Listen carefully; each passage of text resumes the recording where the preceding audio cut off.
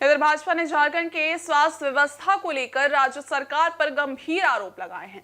Party के प्रदेश प्रवक्ता अजय शाह ने रांची में आयोजित प्रेस वार्ता में कहा कि राज्य की हेमंत सोरेन सरकार आयुष्मान भारत योजना को विफल करने पर तुली हुई है, जो पहले झारखंड से शुरू हुई थी। अजय शाह ने इस संदर्भ में कहा कि झारखंड में आयुष्मान भारत योजना की शुरुआत एक महत्वपूर्ण कदम थी, लेकिन वर्तमान राज्य सरकार इसे सही दिशा में नहीं चला रही है।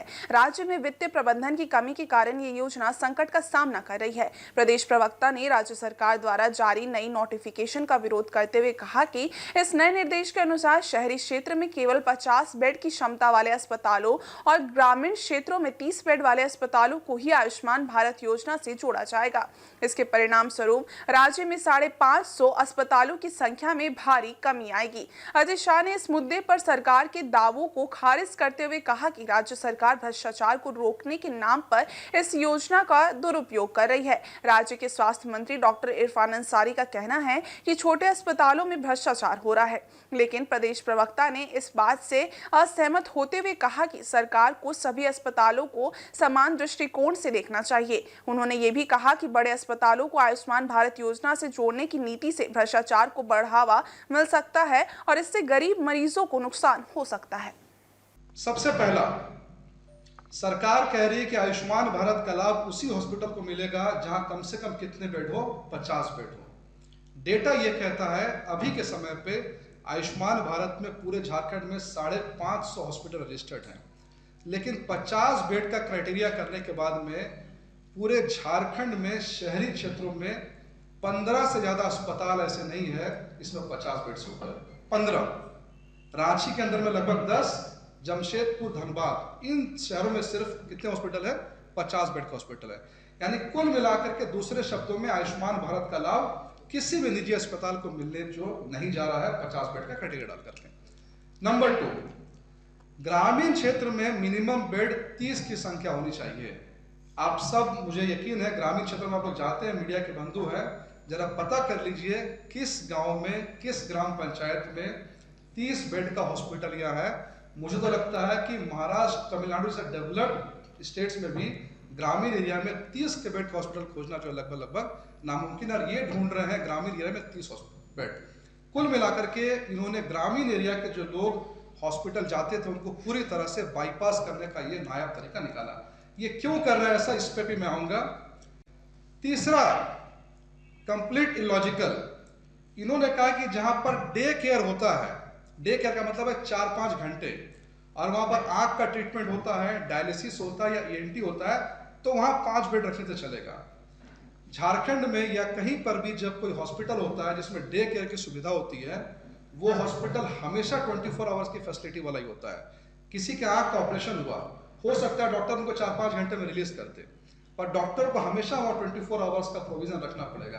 यानी ये 5 बेड का जो इन्होंने क्राइटेरिया डाला है, ये एक भी ईएनटी आइज हॉस्पिटल में ये चीज एप्लीकेबल जो है वो नहीं है। यानी अगेन इन्होंने सिर्फ और सिर्फ जो है जुमलेबाजी के अलावा कुछ नहीं किया। उसके बाद इन्होंने ये डाला कि जो हॉस्पिटल मान लीजिए 10 बेड के हैं और हम कह रहे 50 बेड चाहिए, आपको हम 6 महीने का समय दे रहे हैं। 6 महीने के अंदर में डॉक्टर, 5 बेड वाला डॉक्टर 50 बेड का हॉस्पिटल बना ले, जो कि ये तो मुझे लगता है कि कौन सा दुनिया का आर्किटेक्ट, सिविल इंजीनियर ऐसा कर पाएगा, ये भी बहुत सोचने वाली बात है। तो कुल मिलाकर के अब हमें ये लग रहा है, सबसे पहला जो हमारा सवाल यहाँ पर ये है, इरफान अंसारी जी ने कहा कि झारखंड के छोटे छोटे हॉस्पिटल बहुत गड़बड़ी कर रहे हैं, फर्जीवाड़ा कर रहे हैं, इस कारण से हम जो है सारे के सारे हॉस्पिटल को बाहर कर रहे हैं। गुजरात में भी ऐसा हुआ था, गुजरात में भी फर्जीवाड़ा सामने आया। तुरंत वहां की भाजपा सरकार ने 7 हॉस्पिटल को डिलिस्ट किया। 7 हॉस्पिटल ने कहा कि हमारे यहाँ पकड़ा गए, फर्जीवाड़ा हुआ, 7 हॉस्पिटल को डिलिस्ट किया गया और जितने डॉक्टर्स इन्वॉल्व थे उनको वहां से उनका रजिस्ट्रेशन कैंसिल किया गया गुजरात में, पर स्कीम बंद नहीं हुई। इरफान अंसारी जी से हमारा सबसे पहला सवाल है कि आपने जो पब्लिक फोरम एलिगेशन लगा, आप एक मिनिस्टर है कि छोटे हॉस्पिटल भ्रष्टाचार कर रहे हैं, फर्जीवाड़ा कर रहे हैं, गलत तरीके से आयुष्मान का बिल बना रहे हैं, तो कौन से हॉस्पिटल ने ऐसा किया है, कौन से डॉक्टर ने ऐसा किया है, ये पब्लिक फोरम में इस बात को जो रखा जाए। नंबर 1। नंबर 2, अगर छोटे हॉस्पिटल भ्रष्टाचार कर रहे हैं तो आपने ये कैसे एज्यूम कर लिया कि बड़े हॉस्पिटल भ्रष्टाचार नहीं करेंगे और हम ये लाभ जो है केवल बड़े जो है हॉस्पिटल उनको हम देने वाले हैं।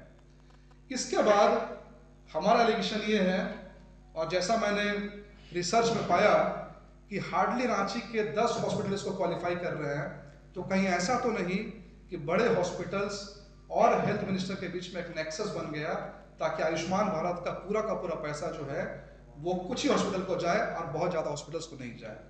लास्ट जो हमारा एलिगेशन है या जो शंका है वो ये है कि चंपाई सोरेन जी के आने के बाद में चंपाई सोरेन ने एक स्कीम को लॉन्च किया था जिसको कहा अबुआ स्वास्थ्य योजना, और उसके बाद चंपाई सोरेन जी के बाद में हेमंत सोरेन मुख्यमंत्री बने।